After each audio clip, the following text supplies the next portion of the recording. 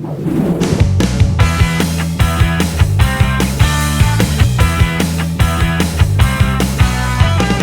there everyone, and I thank you guys so much for tuning in to yet another episode of my orchid adventures with me, Maria Young. So in this episode right here, we're going to talk about my Catasetum type of orchids, and you guys know I have not talked about them in quite some time. Now I have to tell you, I was meaning to really do this a lot sooner than I have, but you know what, I got tied up with projects and they somehow just got pushed back on the back burner. But here we are now, and better late than never, right? Right. So I wanted to talk to you guys about my struggle with Catasetum type of orchids, because it's kind of a love-hate relationship that I have with Catasetums. And in fact, I had to come up with a conclusion and a great discovery in order for me to make my decision on whether or not Catasetum type of orchids were for me. I had to know beyond the shadow of a doubt if I wanted to collect more of these type of orchids. And the reason why I was having such a love-hate relationship with these type of orchids, and the reason why I struggled so much, is the fact that they are so beautiful and are some of the most unique blooms you will ever see. But the flip side of that is they also have such a strict guideline and culture to the requirements of what they need to successfully grow them and also to successfully bloom them, with of course not rotting them out and having them die on you. And I have to tell you, when I first began collecting this Catasetum type of orchids, I was so concerned. I was so worried. If you guys remember, I had a video where I actually came up with a method to ensure that I would prevent myself from watering these orchids too much. It was the terrarium method. If you guys want to watch that video, because it was quite interesting and it helped me to successfully not water my orchids overly. You can click like right here and you're gonna see that video. It's really quite interesting and it can be beneficial for your other orchids as well. But indeed, I instated that method just for the Catasetum orchids. Oh my gosh, that's how worried I was. And if you guys have ever grown Catasetum orchids or know somewhat about them, you do know that there is a point of time they go into complete dormancy, or somewhat of a hibernation period, where it is said that you are not supposed to water them. That's right, you must abstain from watering the orchid. And the only time you are to water them is if they begin to shrivel up so much where you actually believe that they might die. Does that even sound normal?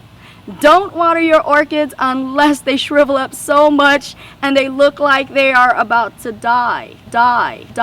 And not even really water them, just spritz them with a little bit of water, okay? Well, let me tell you a little bit about the type of orchid grower that I am, and then you'll realize my struggle with that.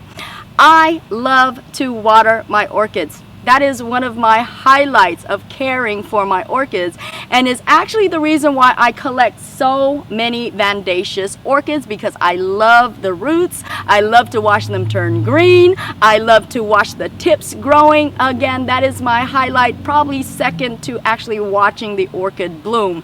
That's how much I love to water my orchid. It's somewhat of an orchid fetish for me. So when you tell me that I cannot water an orchid for a couple of months, what are y'all talking about? Have you absolutely lost your mind? That's like telling me that I can't eat for a couple of months. It's just not going to happen, folks. But that's not even the biggest deal.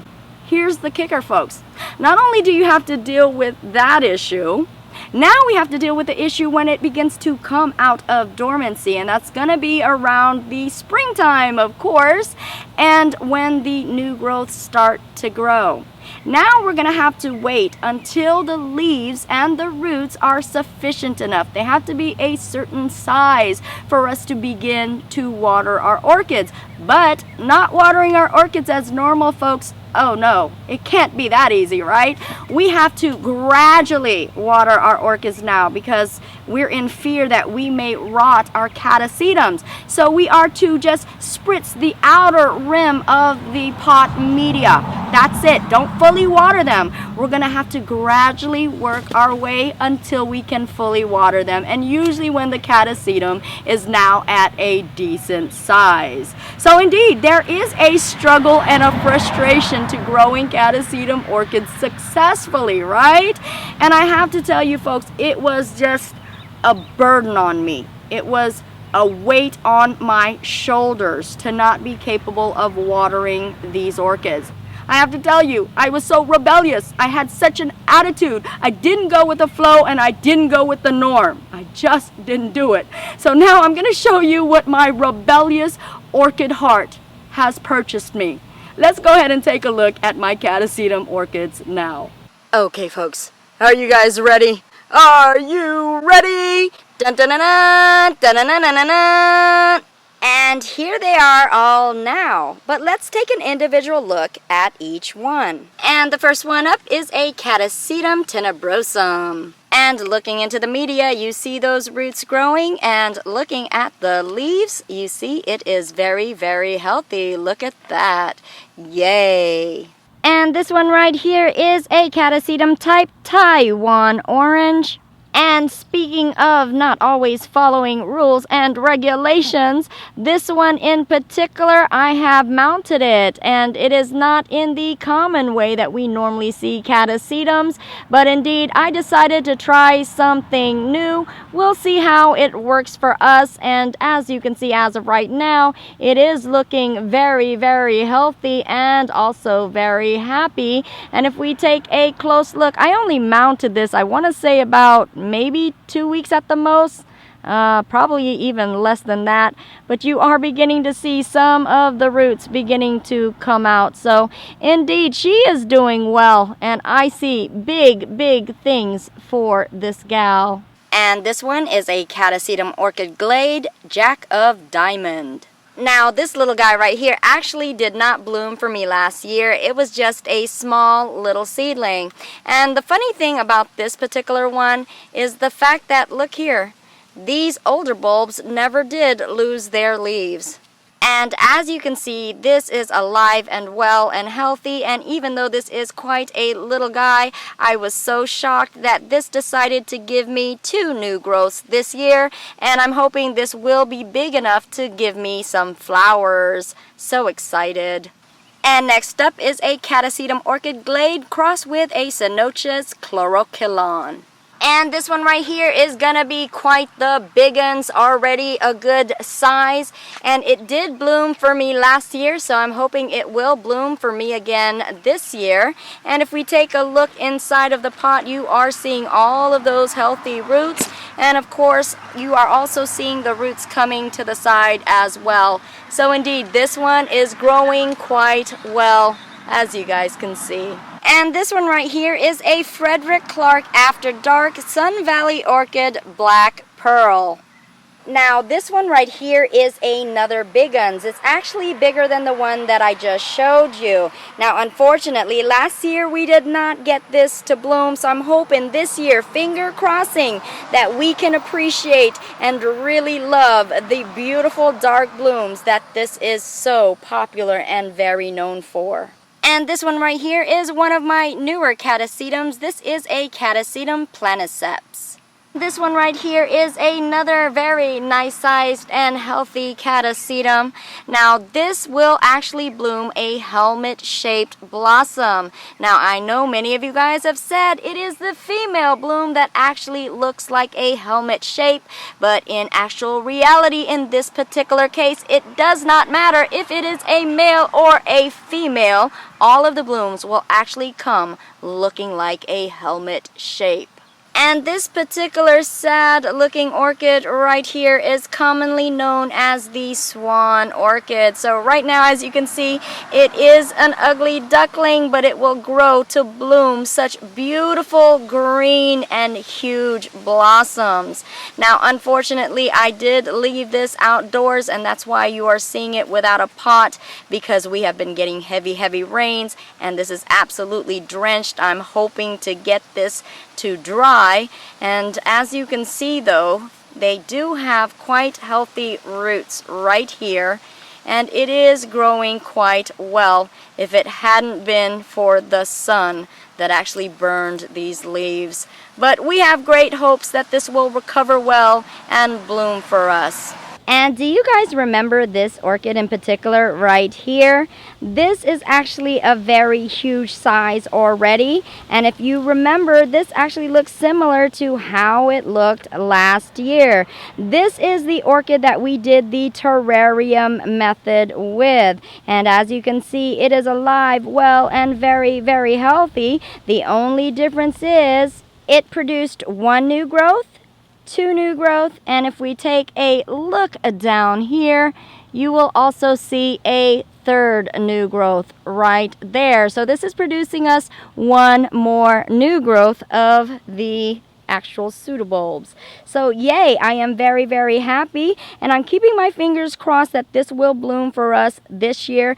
Last year, unfortunately, it did not, but you know what? I had done so much to this poor orchid. I actually potted it up twice, and I disturbed the roots quite severely, and I'm thinking that's the reason why it didn't bloom. But this year, it's gonna get peace and quiet, and definitely some good relaxation, treated like a princess that she is. And fingers crossed with me, folks. Let's hope that she does bloom for us. And as you can see, the roots are already growing in and quite well. And I did forget to mention exactly what this is, so we will do it now. This is a Clowisii Rebecca's Daughter crossed with a Clowisii Grace Dunn live oak. And up next is this Catasetum Pileabrosum green, also known as the green bat.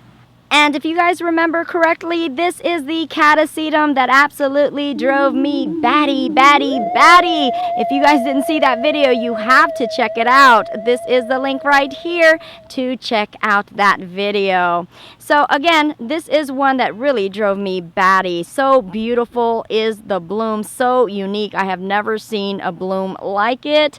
And as you can see, this is a very, very healthy Catasetum right here, and it has quite a bigger surprise of why this year it's gonna drive me even battier. Because if we look near the base area right there, can you guys see it? Indeed, we are looking at a spike already forming, so she is gonna be the first one in bloom. Indeed, quite a batty gal. And this one right here, this sad little gal, appears to be a late bloomer, or shall we say a late new growther, because it's taken forever for this orchid to do anything at all. And finally, folks, oh my goodness, I was starting to worry so badly. I thought that this was going to be a dud, and I thought being that it was so small and I was watering as regular that perhaps this one would be the one that would rot out. But I am so thankful that none of my Catasetum type orchids, even though I water them as normal, did not rot in any way, and all of them are growing. So, whoo! Sigh of relief, folks. Indeed, quite a sigh of relief. I did not lose a single one. So you guys know what that means, right? That's right, it's more orchid adventures, hunting for more of these wonderful Catasetum type orchids. Yay us! So as you guys can see, my Catasetum type of orchids are alive and well and healthy and progressing forward. So indeed, we can grow our orchids in this way, even if you water your orchids as normal during the dormancy period. Now, of course, I did not water them as much because you guys know dormancy period is during the time the months are colder. So therefore, I didn't need to water them because it takes a whole lot longer for them to dry. But I did water them about once a week, and I didn't just spritz them. I watered them as normal, and again, they have survived and they are well. Now, am I recommending this method to everyone? I absolutely am not, because you guys already know everyone is their own orchid grower with their own orchid habits, their own orchid conditions and way of growing things. So this actually will not work for everyone. I believe that the best way to grow your orchids is by emulating the exact or similar conditions as close as you can get them to their natural habitat and their natural way of growing. So that is the best method. Now I'm showing you this as an alternative, just in case you cannot grow your orchids in the exact accordance to what the culture says to grow them. There is another way of doing it. As I always say time and time again, if there is a will, there is a way, and it just depends on how bad do you want it. Okay, if you want it bad enough, you will find that way. And I am so happy myself that I have found that way to grow these Catasetum type of orchids, because it would be such a sad scenario if I couldn't collect more orchids just because I thought I could not grow them. Because indeed, I can. It's just about finding that happy medium of what works for you and what can work for the orchid as well, and coming together with a plan of action to make it happen. And that's what I have done. So again, I want to tell you guys, always stay open to new and different methods. And just because people around you say it can't be done, can you imagine back in the day if someone said that it was impossible to fly to the moon, of which, you know, that's what they said. And you know what? If that had stopped people from progressing forward and finding that way, then we would never had people to actually discover the moon. Okay, so this is what I call the man on the moon mentality. Sometimes you do have to go against the grain, and sometimes you have to go against all of the voices that tell you no, it can't be done. Because if you have that mindset, it is a possibility that you may find that you can actually do it. And that's it, folks. That's the reason why I wanted to showcase this video to you, and of course inspire you to keep your mind and your heart open to new and wonderful discoveries. And that, my friend, is a Catasetum type of orchid wrap. If you guys like this video, thumbs up. And if you want to stay tuned for more of my adventures, subscribe. And if you want to join me on Facebook, My Orchid Adventures on Facebook. If you want to write or send me something, you can do it at the address below. And of course, folks, you guys already know that I do truly love you guys all. Mwah!